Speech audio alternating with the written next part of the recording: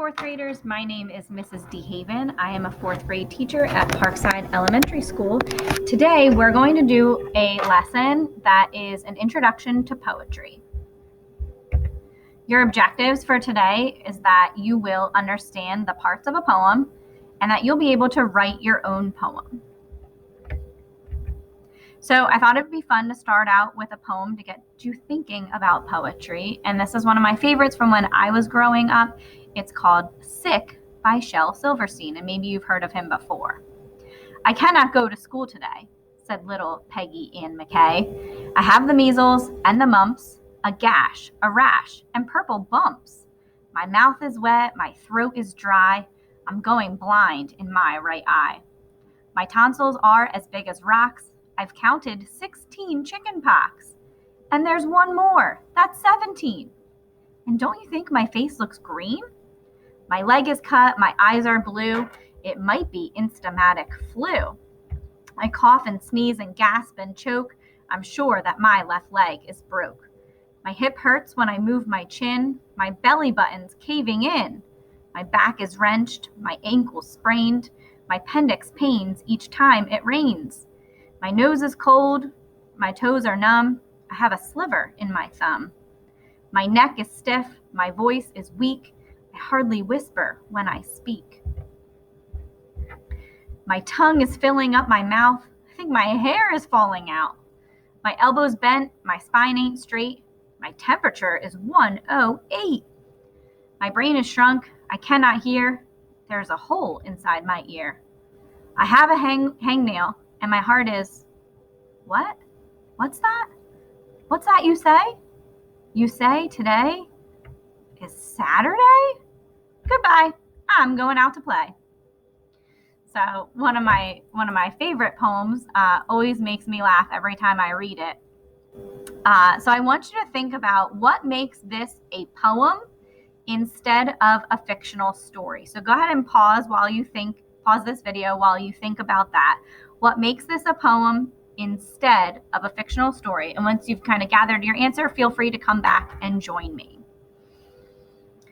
All right, so hopefully you were thinking to yourself the way that the poem was written. Okay, maybe you recognize that it's not written in paragraphs. There might be some rhyming to it.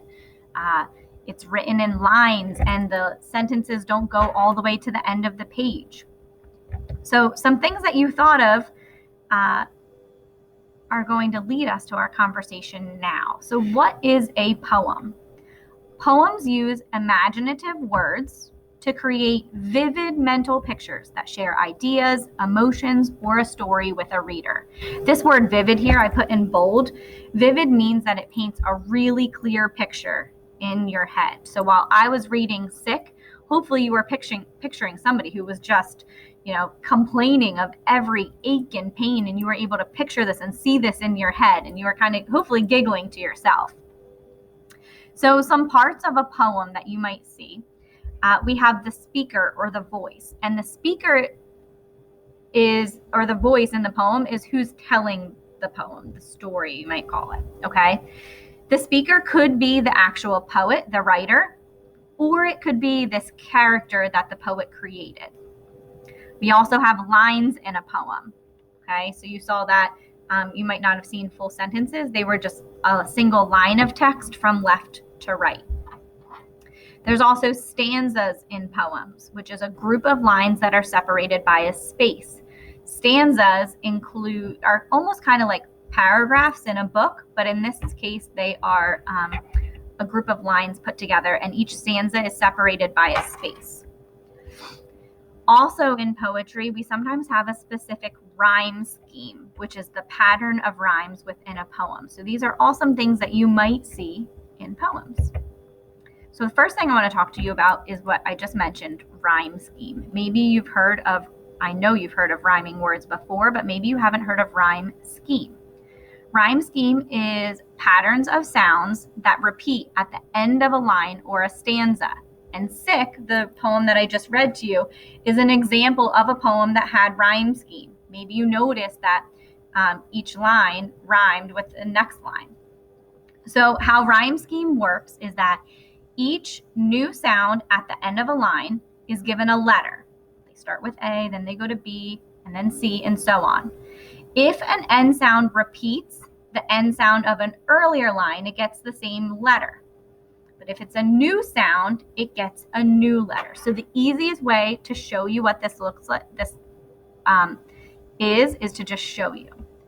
So what I did is I have this poem. It's very basic. It's about a cat. And this is going to show you a certain rhyme scheme. So the poem says, my cat is nice. My cat likes mice. My cat is fat. I like my cat. So if you notice here, the first two lines both rhyme, nice and mice. So when I got to the end of my first line, I said nice. Okay, that is going to be represented by letter A. When I read the second line, my cat likes mice. Mice rhymes with nice, so it also got the letter A because those two lines rhyme, nice and mice. When I read the third line, my cat is fat. Fat doesn't rhyme with nice or mice, so that's represented by letter B. The fourth line is I like my cat. Cat rhymes with fat, so therefore it got a letter B as well. So this would be an A, B, B rhyme scheme. I'm going to show you another example. Similar poem, but a different rhyme scheme. The first line is my cat is nice. Nice got the letter A because it's the first word that we're labeling here. The second line says my cat is fat. Well, fat doesn't rhyme with nice. Therefore, fat got the letter B. They don't rhyme, so it needs a different letter. The next one is my cat likes mice. Well, mice, the third line of the poem, rhymes with the first line of the poem. So nice and mice rhyme, so they should have the same letter after them. They both have A. And then if I read the last line, I like my cat. Cat rhymes with the second line, which was fat, which was already labeled the letter B. So cat will get the letter B as well. So this would be an example of AB rhyme scheme. Here's another one for you. My cat is gray.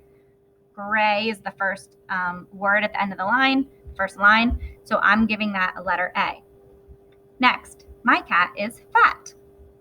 Fat doesn't rhyme with gray, so it's getting the letter B next to it. The third line says, my cat is cute. Cute doesn't rhyme with gray, and it doesn't rhyme with fat. Therefore, I gave the third line a letter C. And if I read my last line, I like my cat. Cat rhymes with fat.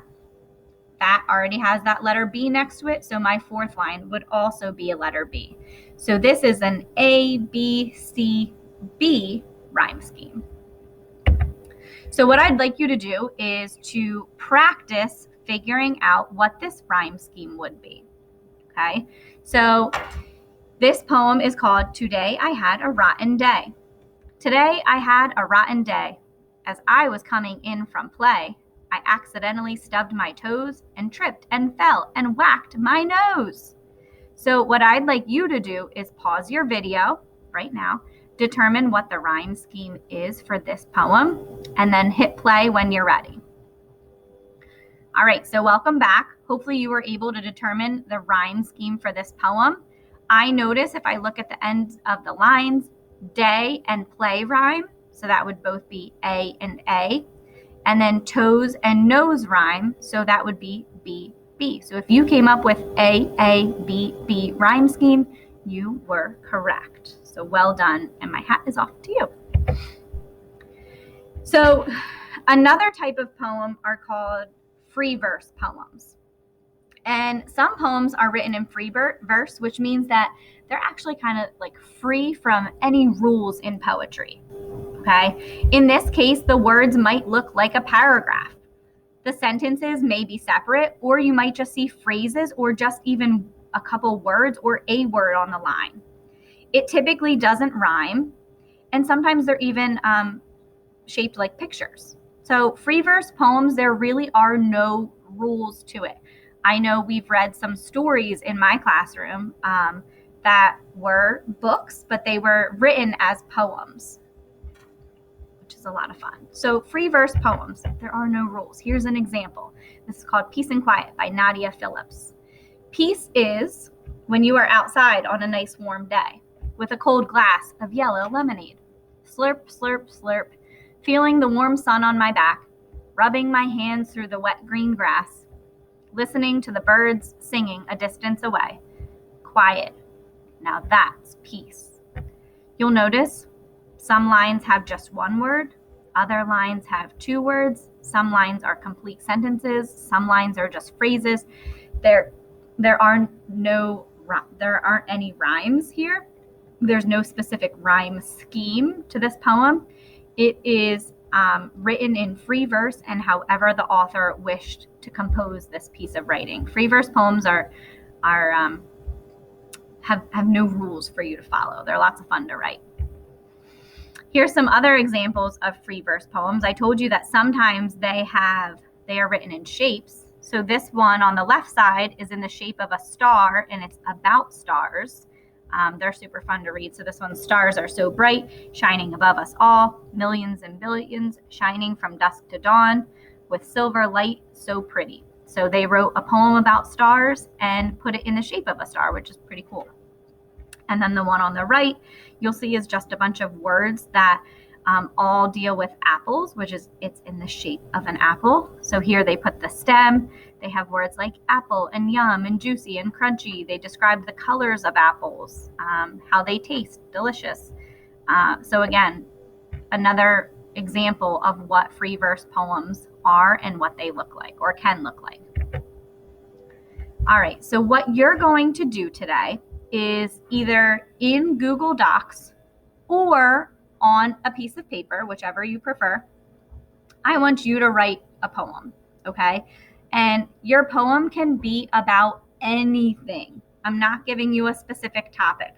If you're stuck and need an idea, I would look around the room that you're in right now and I would write about an object near you. Maybe it's a desk, maybe it's a phone, maybe it's a glass of water.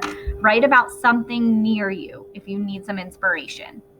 Your poem can be written either in free verse, which there are no rules to, or it can have a specific rhyme scheme to it, and you can come up with the rhyme scheme. If you'd like, you can even try writing one poem in free verse and one poem in rhyme scheme. It's up to you. If you have the opportunity to share your poem with a friend or the teacher that you're with right now, feel free to do so. You can also share your Google Doc with your teacher. I'm sure that he or she would love to read it. So thanks for joining me about poetry today. I hope that you enjoy the rest of your day, and we will see you soon.